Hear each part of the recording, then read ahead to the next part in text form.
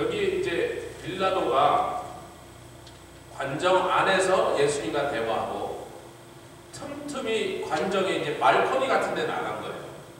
그럼 이제 밖에서 있는 유대인들이 막 안으로는 이제 유월절을 지키기 전에 자기들의 이방인들이 있는 곳에 들어가서 그 결례를 범하지 않도록 밖에 서서 계속 소리를 지르죠.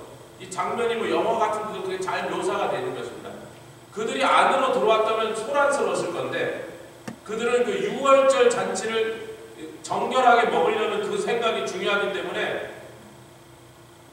예수님과 빌라도가 조용히 대화할 수 있는 시간이 생겨요. 그래서 그 대화가 요한이 자세하게 그것을 우리에게 기록으로 남겨주고 있는 겁니다. 할렐루야. 얼마나 참 다행이에요 우리에게는요. 예수님이 그 마지막 빌라도와 나눴던 이 대화가 18장과 19장에 걸쳐서 이었는데, 자 이제 유월절날 내가 죄인 한 명을 놓아주는 전례가 있으니 이 빌라도가 내는 타협하는 뭐냐면, 그래 니네들이 니네 종교법으로 이 사람을 죄인이라고 부정했으니 그래 그건 뭐 니네들이 알아서 하니까 죄인이라고 치자 이거야. 근데 죄수를 놓아주는 전례가 있는데 이건 오늘날 치면 사면이죠. 이번에 뭐 이명박 대통령 사면으로 나왔든지 여러 사람 사면 나와서 대통령 권한으로 뭐 아무리 중개인이라도 나가라 그러면 나간단 말이에요. 근데 죄인인데 나간다 이런 거예요. 무죄가 아니다. 그래 니네가 유죄라고 했으니 유죄라고 하자. 나는 뭐 유대인의 종교법에는 관심도 없고 알지도 못하니까 니네들이 그 사람을 죄인으로 만든 그 것에 대해서 내가 인정한다고 치자 그런 거예요. 그럼 너희도 한 가지 양보해라. 내가 이 사람을 죄인이라고는 인정하나 내가 볼 땐 이 사람은 뭐 그렇게 흉악한 죄인 아니고 뭐 칼 들고 설친 사람도 아니니까 죄인이라고 하더라도 6월절에 한 사람 사면하는 그 전례대로 마침 오늘이 딱 그날이니까 잘 됐네. 이 사람 내보내자 그런 거예요. 그랬더니 유대인들이 막 소리를 지르잖아요. 아니라고. 그 사람은 죽이고 예수는 십자가에 못 박고 흉악한 강도 바라바를 차라리 놔줘라. 그게 이제 지난 시간 마지막 장면이죠. 여러분 그 흉악한 강도 바라바보다 예수님을 더 흉악한 죄인으로 지금 만들어요. 그럼 예수님이 그런 죄인이 아니지만 하나님께서 그것을 다 허용하신 것은 온 인류의 죄가 그만큼 무겁고 그만큼 더럽고 그만큼 큰 형벌을 받아야 되니까 그런 죄로 취급을 받으시는 걸 하나님 허락하시는 거예요.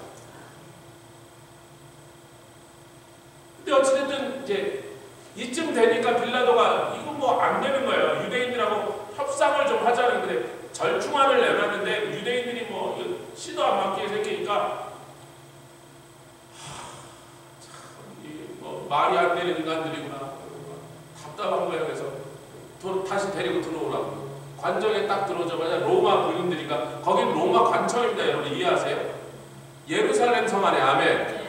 로마 군대가 주둔하면서 로마 총독부와 로마 군인들을 지키는 예루살렘 성 안에서 반란이 일어날 경우에 자기들을 지키기 위하여 예루살렘 성 안에 안토니오 요새라는 걸 만듭니다.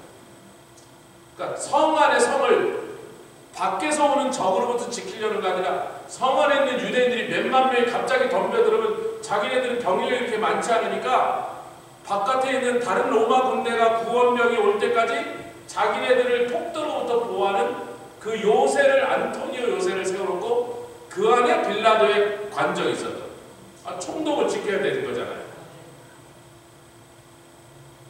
그러니까 이제 빌라도가 로마의 테리토리란 말이에요. 그 예루살렘 안에 이 안토니오 요새하는 로마인들의 테리토리란 말이에요. 로마 군인들이 경비를 쓰고 있는 거죠. 그래서 관정으로 끌고 들어간 다음에 이제 플라깅이라고 하는 여기 여기 강의 안에 R자가 L로 바뀌어야 됩니다. NI 보면 여러분 플라깅이 뭐냐? 제가 이제 이게 이 바이킹들이 하는 그 바이킹들도 그런 똑같은 형을 하는데 플라드가 뭐냐? 플라깅이 뭐냐? 사람을 때리는데 묶어놓고 등짝을 때리는데 채찍으로 그 채찍 끝에 쇠 조각이나 유리 조각을 다는 거야. 날카로워. 그래서 이렇게 채찍으로 후려치면 안 그래도 그냥 채찍으로 쳐도 살점이 잘못하면 튀어나오지만 그 끝에 쇠 조각이나 조각이나 유리 조각을 달았기 때문에 때릴 때마다 탁 때리면 살을 딱 걸고 딱 당길 때 살점이 뜯어져 나가요. 그래서 이 플라깅을 심하게 하면요, 등에 살점이 거의 하나도 안 남고 등뼈가 다 보이는 거예요. 살이 뜯어낸 다음에 그 속에 뼈가 보일 때까지 때리는 거예요. 심하게 맞으면 그거 맞다 죽어버립니다. 그 고통이란 살점을 뜯어내는 거니까. 그러니까 지금 이제 예수님이 그날 밤에 막 저기 가서 막 주먹으로 얼굴을 맞고 막 고통을 당하셨지만, 빌라도가 유대인들이 예수님을 뭐 주먹으로 때리고 이런 것과는 비교도 할 수 없는 무서운 고문을 한 거예요. 근데 여러분, 이때 빌라도의 심정이 어떤지를 그 다음에 계속 앞에서부터 그가 해왔던 말과 행동과 결정을 그 뒤에까지 쭉 읽어서 보면요, 빌라도가 딱 정치인이잖아요. 딱 판단해 보니까 이 유대인들이 말로는 자기 절충안을 안 받아내겠어요. 그러니까 딱 데려가서 로마의 죄인 다루듯이 야 플라깅 해 그런 거예요. 그래서 플라깅을 당하십니다. 등의 살점이 거의 다 뜯겨져 나가는 그런 무서운 고문을 받으신 거예요. 이제 여러분 아시잖아요. 동양의 나라들은요, 장형이라는 거예요. 장이 뭐예요? 막대기라는 거예요. 긴 막대기로 물볼기를 때린다 그러죠. 그냥 탁 엎어놓고 볼기를 딱 베낀 다음에 물을 탁 붓고, 왜 물을 붓냐면 막대기가 쩍쩍 붙으라고. 마르면 튀니까. 그래서 그 막대기가 긴 막대기로 확 때리면 그냥 막 피멍이 드는 거죠. 피멍이 드는데 또 때리면 나중에 살이 터지고 그 위에 또 때리면 막 피가 튀는 거예요. 근데 이제 동양은 장형인데 서양은 대부분 채찍질입니다. 이 플라깅이에요. 바이킹 영화 봐도 거기에 나옵니다. 영국이고 뭐 불란서고 다 이 형을 하는 거예요. 로마인들이 아마 전통이 시작했는지도 몰라. 근데 여러분, 이제 한국의 사극 같은 데 보면 저놈이 이식 질고 할 때까지 매우 쳐라. 그러니까 지가 죄 졌다고 실토할 때까지 때리라 이거야. 여러분, 인류가요, 뭐 CCTV도 없고 DNA 검사도 못할 때 하여튼 죄인이라고 의심되는 사람 잡아놓으면 인류가 썼던 유일한 그 신문 방법이 뭐예요? 하여튼 지가 죄인이라고 말할 때까지 때리는 거예요. 고문에 못 이겨서 말을 하는 거야. 그러니까 예수님이 지금 받으신 이 플라깅은요, 형벌이 아니고 빌라도가 네가 죄인이라고 불어라 이거예요. 이해가 가십니까? 네, 우리 예수님이 당한 얘기가 마음이 아파서 저도 말하기 힘들고 여러분 듣기 괴로우시지만 성경을 우리가 이해를 해야 되니까. 빌라도가 그렇게 무서운 고문을 가하고 살점이 떨어져 나고 피가 튀어서 온몸에 피가 막 다 튀고 그냥 처참한 얼굴이 된 예수님을 다시 관정 발코니로 끌고 나온 거예요. 빌라도가 지금 유대인들에게 뭘 하려고 그런 거야? 내가 이렇게 때렸는데 죄를 지은 걸 이실 직고하라고 이렇게 때렸는데, 자 읽겠습니다. 3절에 4절에 시작. 빌라도가 19장 4절입니다. 성경 시작. 빌라도가 다시 밖에 나가 말하되 보라, 내가 이렇게 때렸는데 너희들 보다시피 등짝에 살점이 다 떨어져 나가도록 채찍으로 때리는 형을 때렸는데 이 사람에게서 죄를 찾지 못하는데, 그 말은 뭐예요? 이 사람이 끝까지 자기가 지은 죄에 대해서 인정을 안 했단 말이야. 그러니까 빌라도가 뭐라는 거예요? 이렇게 때려도 이렇게 매질을 했는데도 자기가 죄 지었다고 인정을 안 하는 거 보니까 이 사람은 죄가 없단 말이야.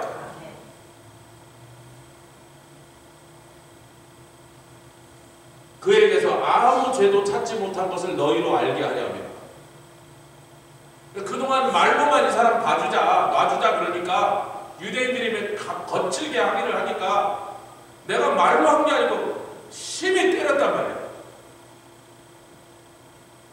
죄 지은 사람이 이 정도 매를 맞으면 못 견디고 털어놨단 말이야. 근데 이렇게 맞고도 이 사람이 죽어도 죄 지었다고 얘기를 안 하니까 내가 볼 때 너희들이 좀 무리하게 억울한 사람을 막 밀어붙인 것 같으니까 이쯤에서 니네들이 죄 졌다고 하는 말을 그냥 인정한다고 치고 나쁜 놈이라고 불러라. 그러나 유대인의 유월절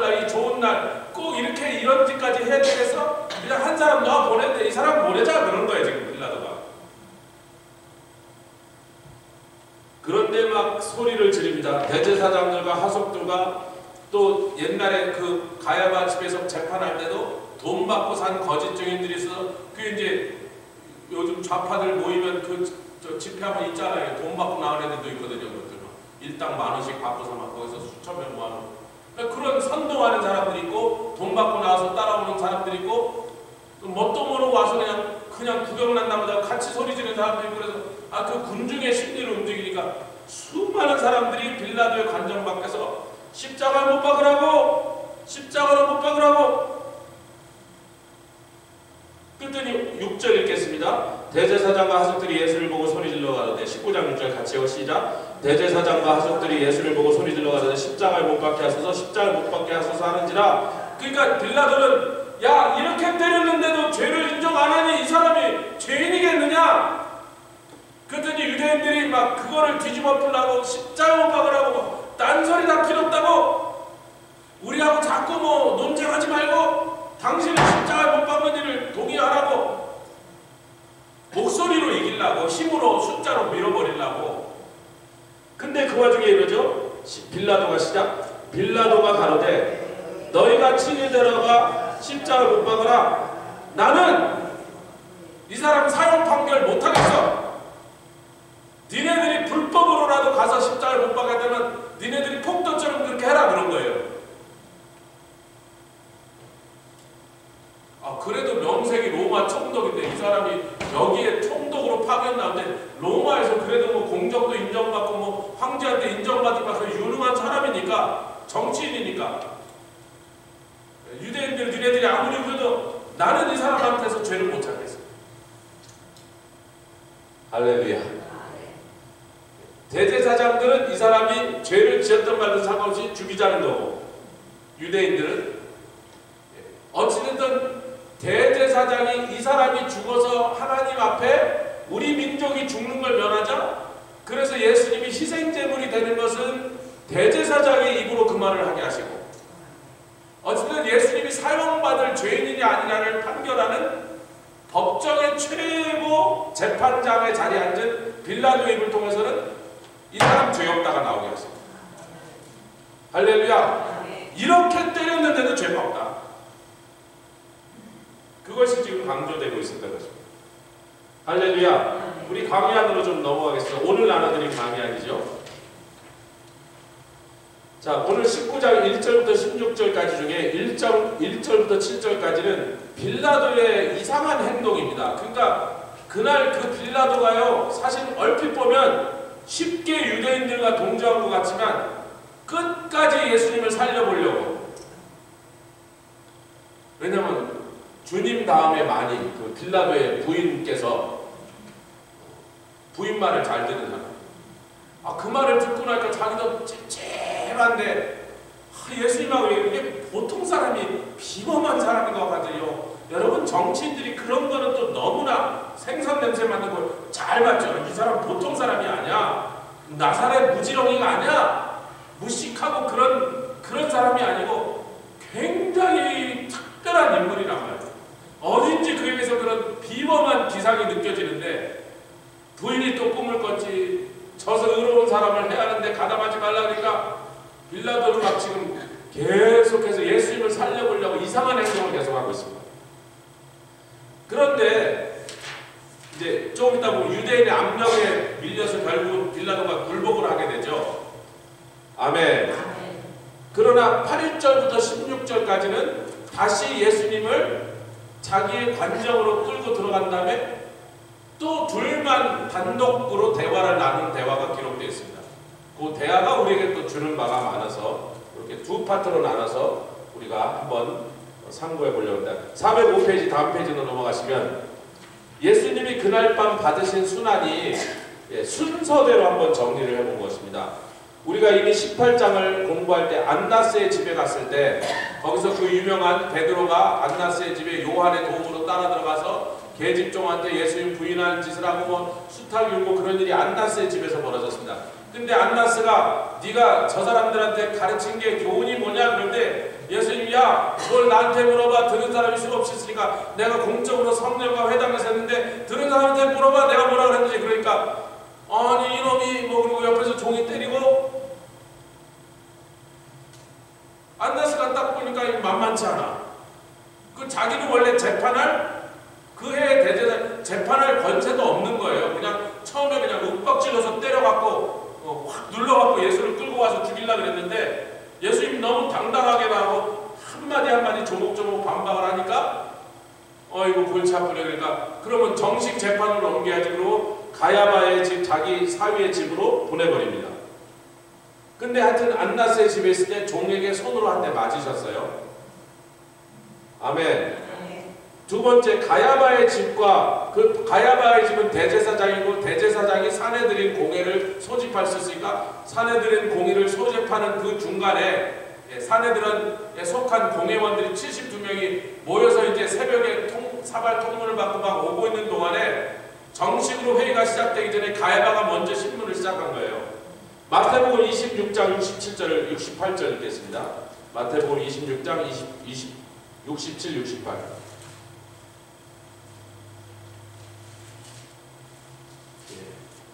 예수님 고난받는 결코 우리들이 즐겁게 읽을 수 없는 부분을 읽지만 속상한 마음이 있어도 하여튼 강의는 계속 진행됩니다. 마태복음 26장 67절 68절 찾으셨습니까? 마태복음 26장 67, 68 시작. 이에 예수의 얼굴에, 여기가 어디냐면 가야바의 집이고 그 다음에 이제 공회로 끌고 왔을 때 벌어지는 거예요. 이에 예수의 얼굴에 먼저 침을 뱉었고 주먹으로 쳤고 계속해서 손바닥으로 때리면서 그 다음에 조롱을 합니다. 야 그리스도야. 그러니까 처음에 주먹으로 친 거는 아프라고 친 거고 그 다음에 손바닥으로 때리면서 그 여러 사람이 막 때린 거예요. 그 다음에 그런가 네가 그리스도라면 선지자 노릇해봐. 누가 어느 사람 손이 너를 지금 쳤는지 맞춰봐. 그럼 네가 우리가 너를 선지자를 조롱하는 거죠. 희롱하는 거예요. 그 이제 수모를 가야바의 집과 사내들의 공회에서 당하셨습니다.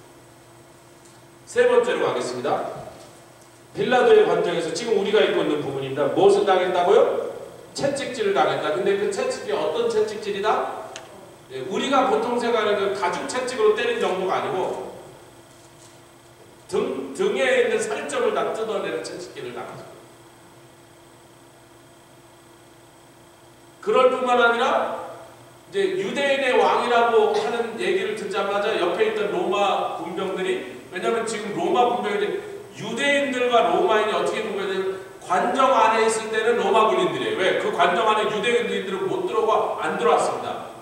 빌라도를 호위하고 빌라도의 관정에서 일하는 로마 군인들이에요.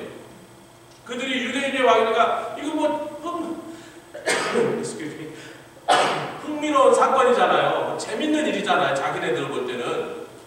그러니까 뭐 자기네 총독하고 예수님 사이에 왔다 갔다 하는 얘기를 듣다 보니까 뭐 유대인의 왕이라고 뭐 어쩌고 그러니까 로마 군인들이 이제 장난을 생각하는 거죠. 그래 그럼 멸류관을 씌워야겠네. 그러고 그 사막에서 자라는 이렇게 큰 가시라 그럽니다. 뭐 5cm 이상 된다는 거예요.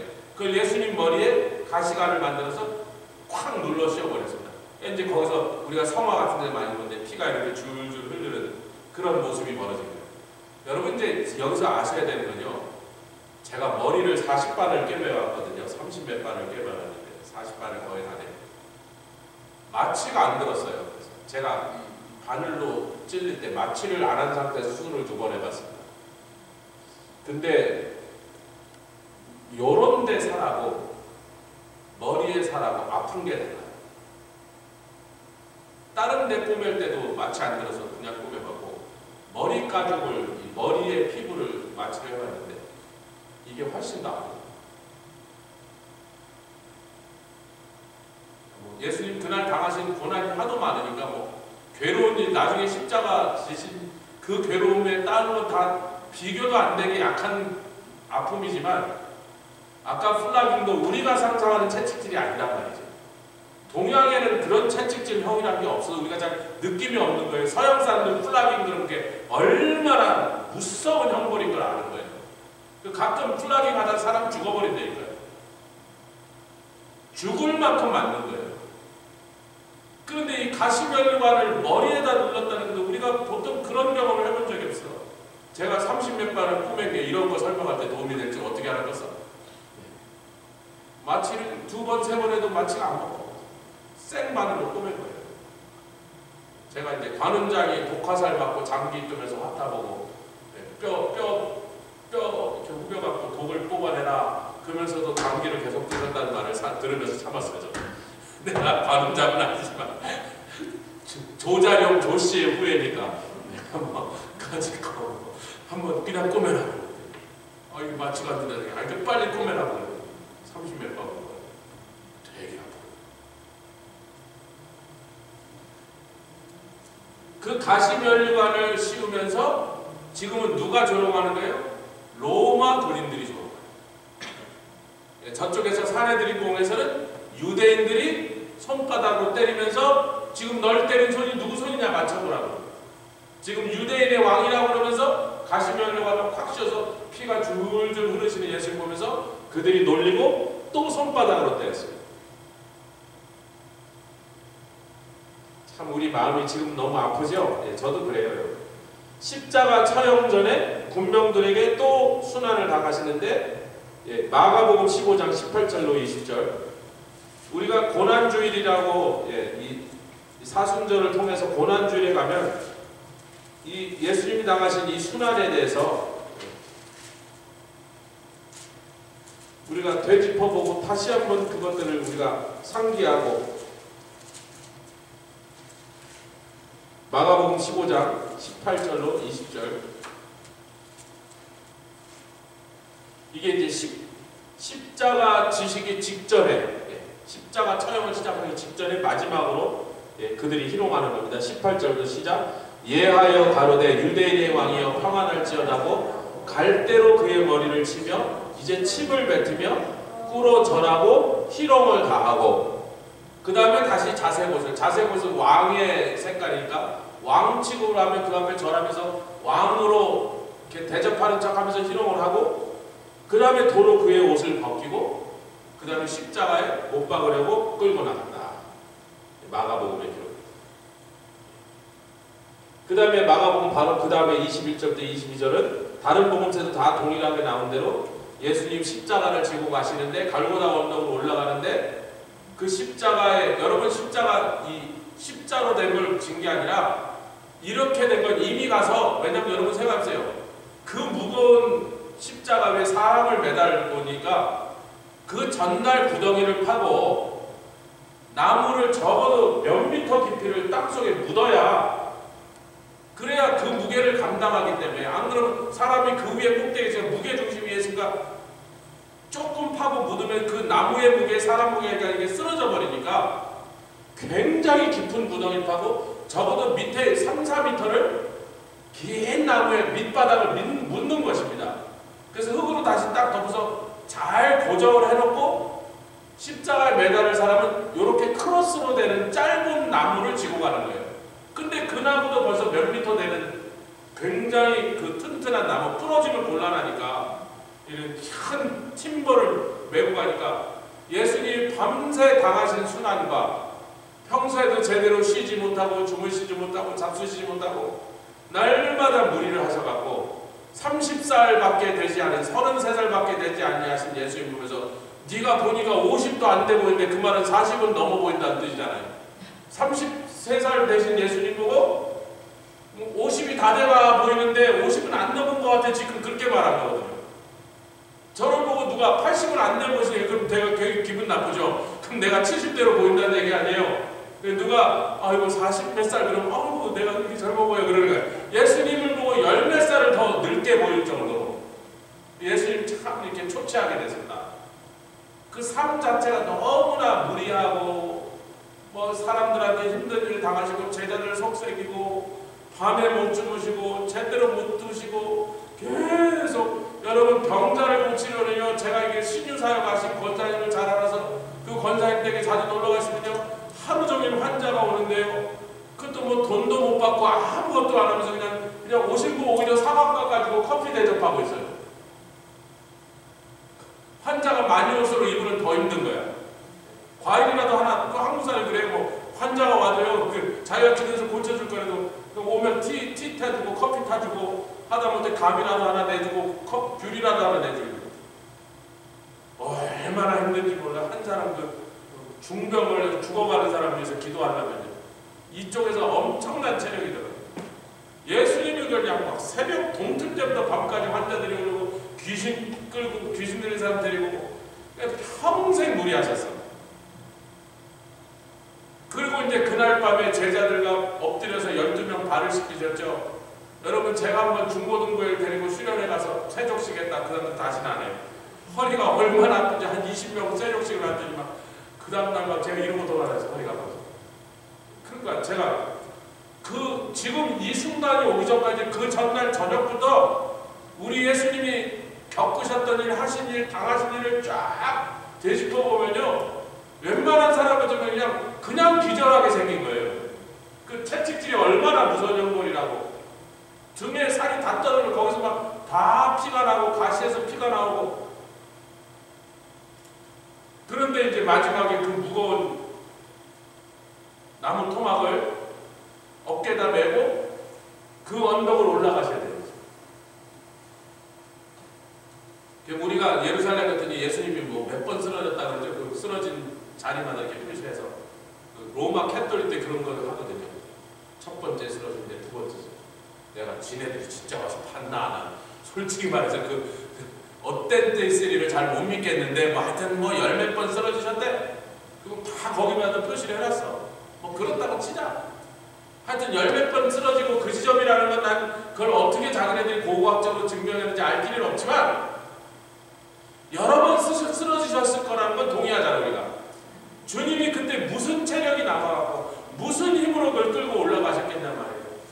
그러니까 그 무지막지한 로마 군인들이 보기에도 딱 판단이 나서 이 사람 이 상태에서 저까지 못 올라간단 말이에요. 딱 보니까 구레네 시몬이 지금 지나가고 있습니다.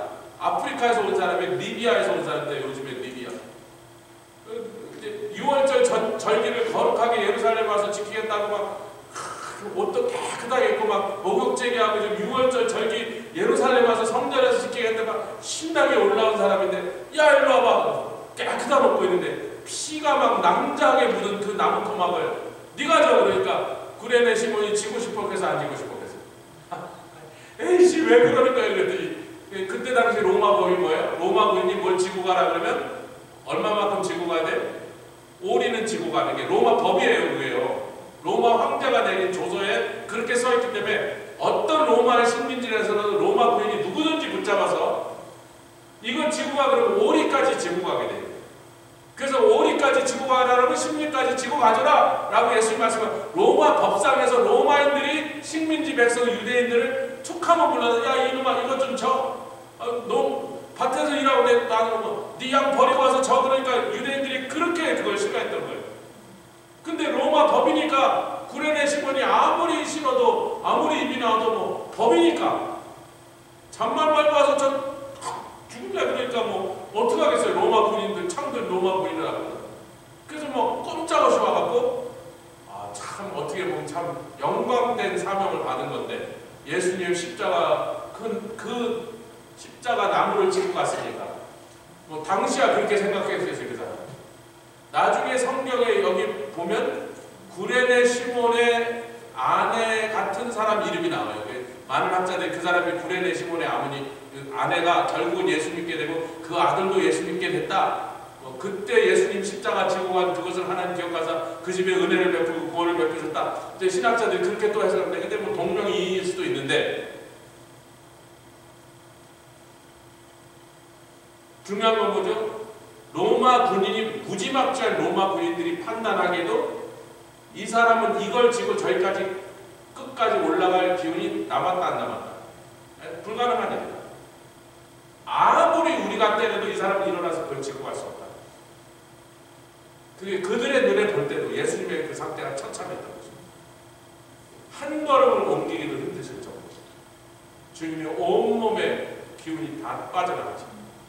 나중에 예수님 촬영단에서 6시간을 매달렸다 돌아가시는데 운명하시는데 로마 군인들이 이상하게 생각해요. 왜냐하면 십자가 처형의 핵심이 뭐예요? 슬로우 페인풀 데스예요. 천천히 할 수만 있으면 여러 날 동안 죽지 않고 3일, 4일 만에 사망하게 만들어서 웬만한 건강한 사람은 아무리 그 고통 속에서도 막 버티고 버티다가 이틀, 3일, 4일까지 살아있고 일주일 이상 살아있었던 사람도 있었다는 기록이 남아있습니다. 그게 십자가 처형의 무슨 빨리 죽으면 차라리 고통이 덜한데 천천히 오래 죽이는 게 십자가 처형의 핵심인 거거든요. 보통 하루, 이틀, 3일은 갔다는 거예요. 예수님은 불과 6시간 만에 더 이상 더 이상 버틸 진 빠진 남아 계시지 않은 거죠. 그러니까 그 십자가 처형을 많이 해본 로마 군인들이 아니 벌써 죽었어 그런 거예요. 그 정상적인 에버리지보다 훨씬 빨리 돌아가셔야 돼요. 그만큼 예수님이 이미 당하신 고통과 고난으로 또 평생 사셨으면서 고생하신 그 삶으로 이 형을 감당할 만한 체력이 그분 안에 남아 계시지 않아요.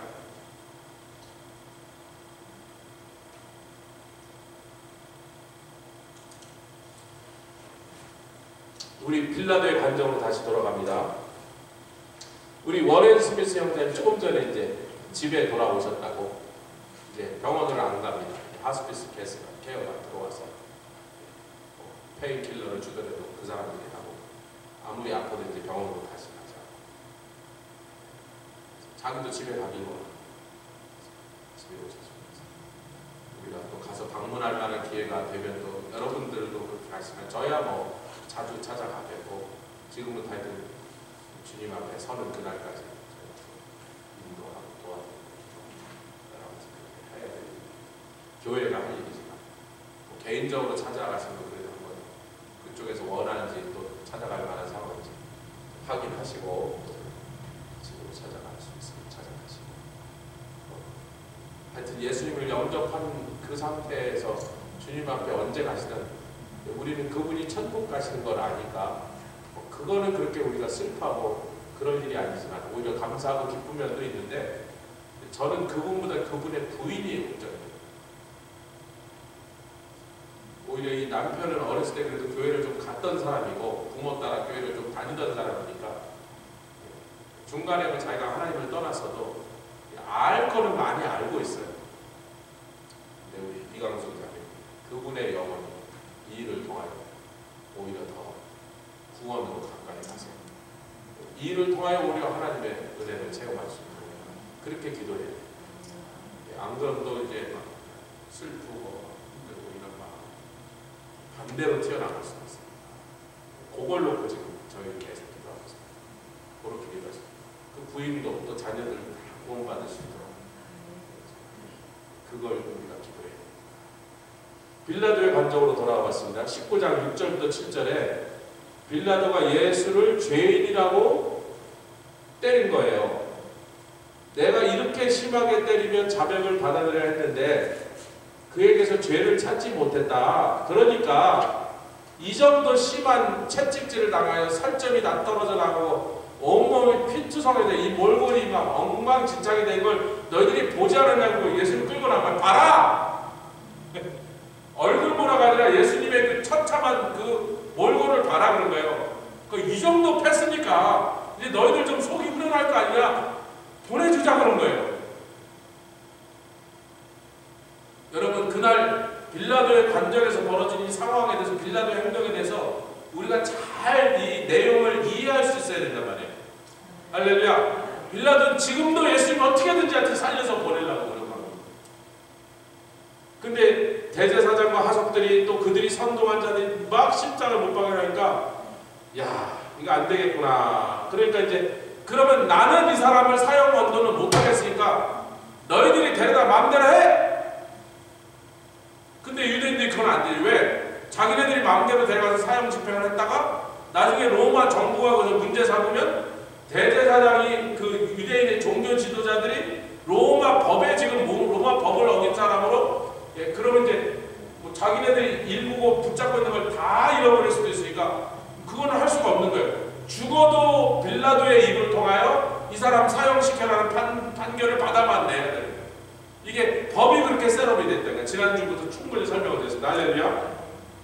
자기네들은 그런 법적 정치적 권한이 없다는 거예요.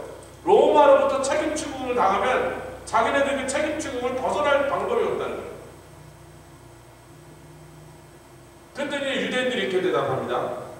우리에게 법이 있으니, 그 뭐예요? 종교적 법, 즉 율법이 있으니 우리가 만약에 이 사람을 사형시키는 권리가 있어서 율법이 하라는 대로 다 해서 우리 율법에 의하여 처형할 수 있었다면, 니네 로마가 그 권세를 우리가 뺏어가지만 않았다면 우리 율법으로는 이 사람 사형이다! 복잡할 게 뭐 있겠냐? 근데 니네가 우리 보고 사형을 못하게 했으니 율법대로 이 사람을 재판했다면 이 사람이 사형이다. 왜냐면 지가 하나님이 아니라는데 그거는 율법으로 사형이 마땅한 거야. 그런 거예요.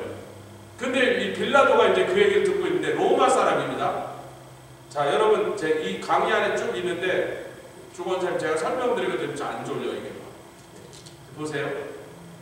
로마 사람들은요, 로마의 유명한 신들이 전부 다 그리스가 자기네가 멸망시켜서 속국으로 만들어놓은 그리스의 유명한 신들을 다 수입해와서 이름만 로마식으로 다 바꿉니다. 뭐 아멘할 일은 아니지만 그래도 동의하는 의미에서 저 아멘하시죠. 성경 얘기는 아닌데. 그래서 로마의 신들이 초기에는 전부 그리스의 신들입니다. 예를 들자면 그리스의 비너스가 로마에 오니까 다이애나가 되나? 아프로데티스가 로마에 와서 다이애나가 되고 비너스가 되고. 알고 헷갈린다. 제가 이 우상들 하는 데는 아주 제가 관심이 없어서. 근데 하여튼 전부 다 그렇게 바뀌는 거예요. 그래서 똑같은 신인데 모양도 똑같이 만들어 놓고 로마식 이름으로만 이름만 바꿔버립니다. 여기서 이제 우리가 로마 사람들에서 저 좀 보세요. 로마 사람들에서 잘 알고 있어야 되는 게 뭐냐면 로마 사람들 원래 종교에 별 관심이 없어요. 그들은요 신 같은 걸 그렇게 중요하게 생각하지 않아요. 그들이 중요하게 생각하는 건 힘이고요. 세상을 다 지배하는 권력이나 힘, 무력 이런 것에 관심이 많습니다. 그런데 이 고대 사회가 이걸 이해하셔야 돼요. 고대 사회가요 정치적으로 이 무지한 백성들을 막 권력자들이 왕이나 황제가 자기네가 원하는 대로 쉽게 지배하려고 그러면요 너희들 내 말 잘 들어 안 그러면 혼날 줄 알아 이런 거는 한계가 있는 거예요. 맨날 왕이 막 소리 너 까불면 죽여 이러면 백성들의 불만이 자기한테로 향하니까요 꼭 신을 빙자하는 겁니다. 정치 수단으로. 그래서 그러는 거예요.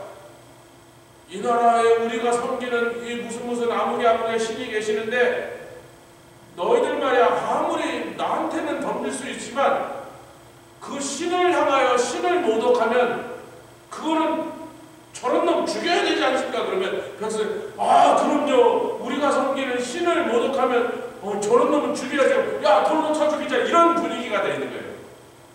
그래서 그리스의 그 사형도 소크라테스도 신성 모독이에요. 트로이에서도 그럽니다. 우리가 섬기는 신. 이집트도 마찬가지예요. 그런데 이게 한참 지나가면요, 그 왕국이 한참 지나가서 역사가 진행되면 점점 신보다 황제가 신성화, 즉 신격화되기 시작합니다. 그래서 나중엔 황제도 신 중에 하나라고 불러버리는 거예요. 바로도 그렇게 했고 로마의 황제들도 자기를 위한 신전을 받습니다. 성경에도 나와 있죠. 아테, 그 저기 뭐야 고린도의 그 여신을 섬기는 아데미 신을 섬기는 신전도 있지만 그 신전 옆에 누구를 섬기는 신이 있어요? 황제를 섬기는 신이 또 있는 거예요. 신전이. 그러니까 여러분 이 상태가 고대 이 시대 예수님의 이 당시는 고대라고 부르는 이 시대는 신성 모독이라 그러면 다 쳐 죽이는 거예요. 그 로마인인 빌라도는 사실 진리가 뭐냐는데 별 관심이 없어요. 진리가 뭐냐는데 아무 관심이 없어요. 진리가 무슨 뭐 밥 먹여주냐, 뭐 진리가 뭔데 빈대떡 붙여 먹는가 그런 거. 진리가 뭐냐, 무엇이 진짜 참 트루트냐는 데는 관심이 없어요. 진짜 신이 누구냐는 데 로마인들은 관심이 없습니다. 그러니까 자기네들이 정복한 외국의 신을 불러다가 지네 신을 삼죠. 그만큼 로마인들은요 자기네 고유의 신이 없어요. 아닙니다. 뭐 이 나라에서 유명하신 분 데리고 와. 저 나라에서 또 숭상하는 신 야 데리고 와. 요즘은 또 저 신이 왜 데리고 와. 우리 신으로 다 만들어버렸어요. 이게 로마인들입니다. 진리에 관심 없고 참 하나님이 누구냐에 관심이 없어. 그렇지만요, 고대인들은 공통적으로 뭐가 있어요? 신에 대한 공포를 들으면서 배우면서 자란 사람. 신한테 덤비면 죽어. 신을 노엽게 하면 죽어. 한국인도 옛날에 그랬잖아요. 신을 노엽게 하면 죽는단 말이야. 그것을 지배자들이 것을 자기네들의 그 지배력을 강화하는데 정치적으로 이 무지한 백성들을 속여갖고 그렇게 정치적으로 자기네들의 이득을 위해서 사용하고 있었던 거죠. 그게 고대 사회의 모습이에요. 그런데 갑자기 유대인들이 저 사람을 우리의 율법으로 만약에 사형을 내릴 수 있었다면 저 사람은 우리의 율법으로 사형입니다. 당신들 로마인들이 우리한테 사형 판결을 할 수 있는 권리를 뺏어버렸기 때문에 우리가 당신한테 와서 이렇게 치사하게 사형을 내려주세요 호소하고 있는 거지, 우리한테 그 권세를 뺏어가지 않아서 우리의 율법으로 판결했다면 저 사람은 왜 하나님의 아들이라고 지금까지 신성모독입니다. 돌로 쳐 죽였습니다. 진짜 우리들은 하여튼. 근데 그 말을 들은 빌라도가 갑자기 더 겁이 났어. 뭐라 그랬어요? 빌라도가 그 말을 듣고 더욱 두려워하더라. 왜 두려워했어요? 아침에 부인한테 한 말이 있죠. 예수님을 데리니까 이 사람이 만만한 사람이 아니야. 이 사람이 어떤 사람인지 모르겠지만 아니 뭘 믿고 이렇게 자신감이 넘치는 거야? 뭘 믿고 이렇게 당당한 거야? 자기가 여기서 오지 않고 자기 위해서 왔는데 진리를 가르쳐 주려고 왔는데, 그리고 유대인들의 말을 들으니까 지가 하나님의 아들이었다는 게, 빌라도의 교회는 하나님의 아들라고 드리지 않고, 여러분 일본 사람들이 가미사마가 신이란 말이거든요. 우리가 예수를 전하면 예수님도 가미사마라고 불러요. 근데 일본에 가미사마가 몇 마리가 있다? 귀신이? 뭐 하여튼 3천만 마리, 3억 마리, 하여튼 뭐 인도에도 뭐 3억 마리. 그 우상의 이름이 그렇게 많은데 그 우상도 가미사마, 예수님도 가미사마, 여호와 하나님도 가미사마예요. 그러니까 신이라고 부르는 거예요. 그러니까 빌라도에게 위해 유대인들이 그가 지를 Son of Huios de Dios 그랬더니 하나님의 아들이라고 주장했으나 유대식으로 말한 거지만 빌라도의 귀에는 왜 지금 무슨 말로 했어요? 라틴어로 말한 겁니다. 혹은 헬라어로 한 거예요. 빌라도의 귀는 뭐냐면 지가 신의 아들이에요. 그렇게 들린 거예요. 이해하십니까? 왜? 직역하면 신의 아들이거든요. 유대인들은 유일신 하나님을 얘기하지만 그들은 다 신을 섬기니까 일본 사람 중에 가미사마는 예수도 가미사마, 귀신도 가미사마, 부처님도 가미사마란 말이에요. 그들은 다 가미사마라고 부른단 말이에요. 그러니까 예수님 무슨 특별한 신이 아니라는 거예요. 그래서 그렇게 일본인들에게 복음 전하기가 힘든 거예요. 예수 믿으면 좋지요 그래요. 가미사마 또 하나 생겼다. 좋아요. 인도도 똑같아요. 예수 전하면 다 받아서 달력도 붙여놓고요. 아니 뭐 몇억 섬기는 신 중에 뭐 하나 더 늘었어. 많을수록 좋지. 그런데니까 일본 사람이, 인도 사람들이. 그러니까 빌라도가 신의 아들이라고 합니다. 그러니까 이 신성모독이면 굉장히 그것에 대한 공포를 갖고 있는 고대인의 마음이 딱 들어온 거예요. 이거 진짜 신의 아들이면 어떡하지? 이렇게 된 거야. 마누라가 한 말도 있지, 꿈에서 뭘 봤다 그러지, 예수님을 만나니까 범상치 않은 인물이지. 유대인들이 그렇게 미워하는데 자기가 대해보니까 무슨 절대로 흉악한 범죄를 지을 그런 범죄인이 아닌 것 같고, 근데 신의 아들이라고 한다 그러고. 드디어 빌라도에게 물어보죠. 빌라도가 예수님께 물어보죠. 너는 도대체 어디서 왔냐 이래요.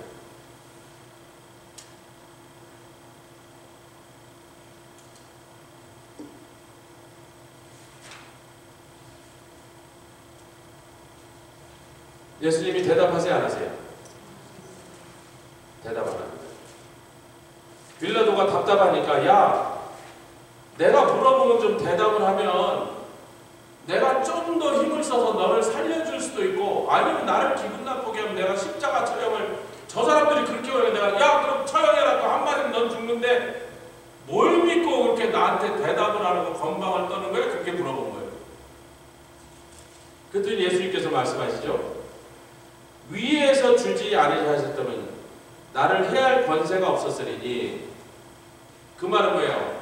나에게 사형 언도를 내릴 수 있는 권세가 있다고 지금 큰소리 빵빵 치는 너 빌라도나 나를 죽이라고 소리 지르고 있는 저 유대인들 미친놈들이나 그것도 하나님이 너희들에게 권세를 좀 허락했으니까 네가 그럴 수 있는 건데 이제 주님이 참 우리 주님 섬찟한 말씀이에요. 그러나 그러므로 나를 내게 넘겨준 그놈들의 죄가 더 크니 더 크다는 건 비교급입니다. 더 크다라는 건 덜 큰 게 있어야지 더 큰 게 있는 거잖아요. 그러니까 더 큰 죄는 누구예요? 너에게다 대해서 죄가 없는데 나를 죄인다고 하고 죽을 일을 하지 않은 나를 십자가에 못 박으라고 소리 지르는 저 밖에 지금도 막 계속 지르고 그냥 빌라도 뭐해 사형하라니까 십자가 그러고 막 수백 명이 소리 지르고 있는데 저놈들의 죄가 더 큰데 그 다음 말은 안 하셨죠. 저놈들보다 덜 큰 죄를 지은 놈은 누구요? 지금 너야 이거. 정치인이 그 말을 못 알아들어요? 딱 알아듣죠. 예수님 지금 한 말씀도 안 하시면서 빌라도 가슴을 섬뜩하게 하셨어요. 너도 나를 오늘 사형에 넘기는 그 짓을 할 건데 결코 죄 없다고 빠져나가지는 못한다. 빌라도 그 말을 들으니까 진짜 찜찜한 거야. 자, 12절, 19장 12절 요거 읽고 마치겠습니다. 그 말을 들은 다음에 거기 이제 괄호 열고 괄호 닫고 뭐 있어요? 괄호 열고 빌라도 가슴이 섬찟해서 등에서 식은땀이 흐르니까 빌라도가 예수를 놓으려고 더욱더 힘썼어요. 근데 유대인들이 결정적인 말을 하죠. 당신은 가이사 즉 로마 황제 시저의 충신이 되려면 누가 시저 황제 앞에 자기를 왕이라 칭하면서 반역하려고 하는 자를 당신이 소탕에서 죽이는 게 총독의 임무인데 그 일을 소홀히 하고 이 사람을 놓아주면 반드시 우리가 시저한테 당신의 한 짓을 찔러갖고 당신 반드시 황제한테 끌려가서 뭐가지 날아가게 할 테니까 그래도 좋아요 그랬어요. 그 말에 빌라도가 딱 생각하니까 뭐 신의 아들인지 뭐 뭔지 모르겠지만 마누라가 한 말도 찜찜하지만 너무 찜찜하지만 그래도 자기한테 뭐가 더 중요해? 그동안 평생을 바쳐서 로마의 공무원이 되고 거기서 한 단계 올라서 대장하고 국장하고 막 해갖고 막 해서 결국 어느 날 황제 신임을 받아서 여기 총독까지 나오려고 자기가 평생 동안 얼마나 고생하고 얼마나 투자하고 얼마나 공부하고 했는데 아이고 이것을 다 날리는 것은 안 되지. 내가 뭐 알지도 못하는 이 예수를 살리겠다고 내 모가지를 걸거든 뭐 있어. 야 사형해. 그 다음에 이제 박석과 가바다라고 하는 말은 제가 강의한 뒤에 끝에다 잘 설명을 해놨으니까 박석이 뭔지 가바다가 뭔지는 그 강의 안에 있는 내용을 참조하시면 되겠습니다. 할렐루야. 같이 기도하겠습니다. 주님 감사합니다. 우리 주님 당하신 순환이 그 고난이 그 고통이 얼마나 끔찍하고 큰 것인지 우리가 다 알지도 못했지만 알 수도 없나이다. 주님 그러나 우리 주님이 그것들을 다 당하시되 고통뿐만 아니라 그